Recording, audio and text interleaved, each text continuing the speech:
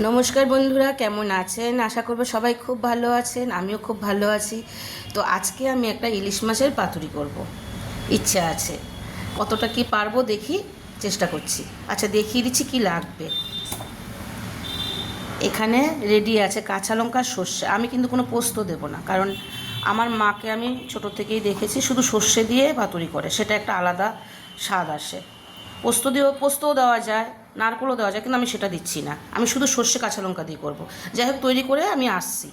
দেখুন, এখানে কলা পাতাগুলো সুন্দর করে কেটে ধুয়ে নিয়েছি, আর এই যে পেস্টটা রেডি হয়ে গেছে। এবার আমি মাছের মধ্যে এগুলো দিয়ে মাখাবো। আচ্ছা, সব রেডি হয়ে গেছে। এবার সর্ষে কাঁচা লঙ্কা পেস্টটা দিয়ে দিচ্ছি।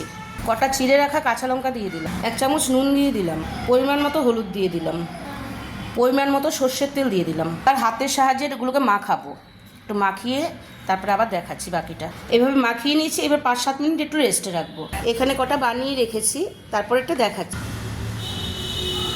এই যে এটা এখন বানাবো। এই যে দেখুন, কলা পাতাটা দিয়ে এবার মুড়ে নিচ্ছি। এবার সুতো দিয়ে একটু মুড়ে নিচ্ছি। এই যে পাতুরি করার সব পদ্ধতি দিয়ে কলা পাতায় মুড়ানো হয়ে গেছে। এবার আমি গ্যাসে বসাবো। কড়াতে অল্প করে একটু তেল দিয়ে নিচ্ছি, একটু ব্রাশ করে নিচ্ছি। এবার একটা একটা করে সব সাজিয়ে দিচ্ছি কড়ার মধ্যে। এইভাবে সাজিয়ে দিচ্ছি। এবার একটু চাপা দিয়ে রাখবো, একটু দেখে নিচ্ছি উল্টিয়ে। এক পাশ হয়ে গেছে, একটু ফাটছে কলা পাতা, তো একটু দেখে নিচ্ছি। হয়ে গেছে পাতুরিগুলো, এবার নামিয়ে ফেলি। একটু দেখিয়ে দিচ্ছি কেমন হয়েছে। একটু গরম আছে তো, আস্তে আস্তে খুলে দেখাচ্ছি।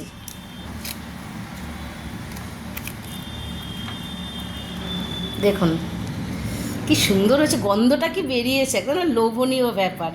তাহলে এইভাবে বানিয়ে দেবেন বাড়িতে, গরম ভাতে জমে যাবে। এখন এই অবধি, পরের ভিডিওতে আবার দেখা হবে।